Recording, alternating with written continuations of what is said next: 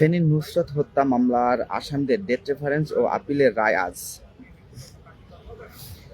ফেনীর নুসরাত জাহান হত্যা মামলায় আসামিদের ডেথ রেফারেন্স ও আপিলের রায়ের উপর হাইকোর্টের রায় আজ সোমবার ঘোষণা করা হবে। আর কিছুক্ষণের মধ্যেই এই ফেনীর সোনাগাজী মাদ্রাসায় এই ছাত্রী নুসরাত হত্যার রায় ঘোষণা করা হবে। এই মুহূর্তে আমরা হাইকোর্ট যতটুকু জানি যে হাইকোর্টের এই রায় পড়ে শোনানো হচ্ছে। রায় পড়ে শোনানোর পরেই আমরা আনুষ্ঠানিক ব্রিফিং পাবো এবং বিচারপতি ভীষ্মদেব চক্রবর্তী ও বিচারপতি এম রাশিদুজ্জামান রাজার সমন্বয়ে গঠিত হাইকোর্ট বেঞ্চ এ রায় ঘোষণা করবেন। রায়কে ঘিরে আমরা দেখেছি যে ফেনীগাজীতে নুসরাত জাহানের বাড়িতে নিরাপত্তা জোরদার করেছে পুলিশ। সোনাগাজী মডেল থানার ভারপ্রাপ্ত কর্মকর্তা আবুল হাসেম বলেন, মামলার বাদী ও নিহত নুসরাতের ভাই মাহমুদুল হাসানের আবেদনের পরিপ্রেক্ষিতে বাড়িতে নিরাপত্তা বাড়ানো হয়েছে। নুসরাত হত্যাকাণ্ডের পর থেকেই তাদের বাড়িতে দুজন পুলিশ সদস্য নিয়োজিত রয়েছেন। হাইকোর্ট বেঞ্চ নুসরাত হত্যা মামলার ডেথ রেফারেন্স ও আসামিদের আপিল ও জেল আপিলের শুনানি শেষ হয় 20 আগস্ট। শুনানি শেষে আদালত রায়ের দিন ধার্য করেন। ঘটনা দর্শক, এই মুহূর্তে আমি অবস্থান করছি হাইকোর্টে যে বেঞ্চের কথা একটু আগে বললাম, সে বেঞ্চে কিন্তু রায়টি পড়ে শোনানো হচ্ছে। আর কিছুক্ষণ মধ্যে রায় পড়ে শোনানো শেষ হয়ে যাবে। দর্শকের এই ঘটনার যদি একটু বলতে হয়, এই ঘটনাটি মূলত ফেনীর ফুলগাজীতে এবং 2019 সালের একটি ঘটনা। একটি মাদ্রাসা ছাত্রী নুসরাতকে আসলে হত্যা করা হয় পুড়িয়ে। এবং নারী ও শিশু নির্যাতন আইন সংগত রেফারেন্স ও আপিল ও বিবিধ ও বিষয় অগ্রগতির ভিত্তিতে শুনানির জন্য 10 জুন প্রধান বিচারপতি এই বিশেষ বেঞ্চ গঠন করেন। একটু আগে যে বেঞ্চের কথা বলছিলাম, দর্শক আপনারা এই মুহূর্তে দেখতে পাচ্ছেন যে সালে গণমাধ্যম কর্মীদের যে ভিড় রয়েছে হাইকোর্টে। আর কিছুক্ষণের মধ্যেই কিন্তু এই মামলার রায় পাওয়া শেষে কিন্তু রায়টি ঘোষণা করা হবে আনুষ্ঠানিকভাবে।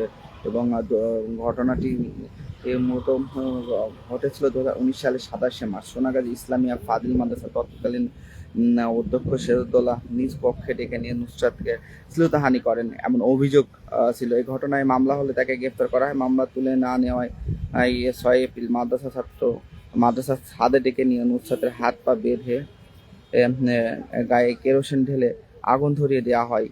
ঢাকা মেডিকেল কলেজ হাসপাতালে বার্ন ইউনিটে চিকিৎসাধীন অবস্থায় ওই বছরের 10 এপ্রিল নুসরাতের মৃত্যু হয়।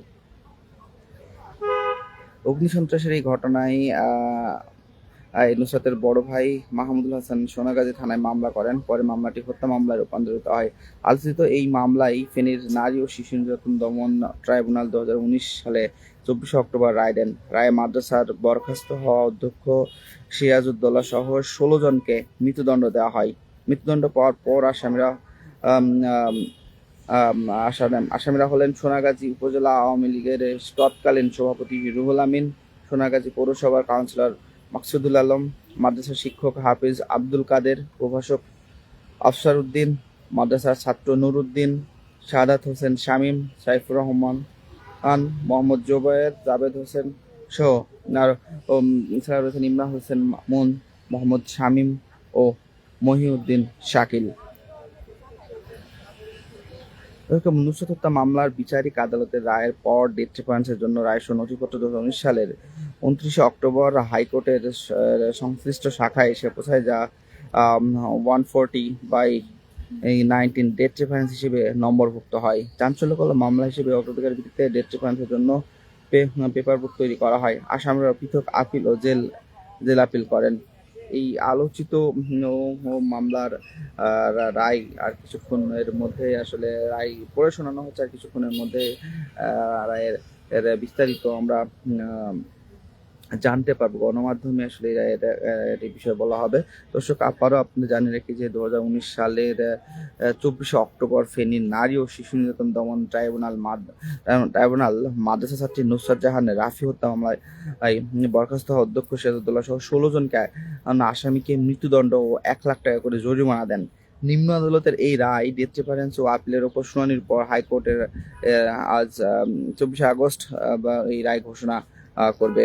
মামলার যদি একটু পটভূমির দিকে যাই তাহলে দর্শক আপনাদের জানিয়ে রাখি যে 2019 সালের 6 এপ্রিল সোনাগাজী ইসলামিয়া ফাজিল মাদ্রাসা ছাদে নুসরাতকে কেরোসিন ঢেলে আগুন ধরিয়ে দেওয়া হয়। 10 এপ্রিল ঢাকা মেডিকেল কলেজ হাসপাতালের বার্নেটে চিকিৎসাধীন অবস্থায় নুসরাত মৃত্যুবরণ করেন। 2019 সালের 24 অক্টোবর 2016 আসামি সবাইকে মৃত্যুদণ্ড দেন বিচারিক আদালত। দর্শক, এটা ছিল সর্বশেষ। আর কিছুক্ষণের মধ্যে আমরা আনুষ্ঠানিক ঘোষণা পাবো। দর্শক, হাইকোর্ট থেকে আপনাদের সাথে আমি যুক্ত ছিলাম জফর রহমান, আজকের পত্রিকা।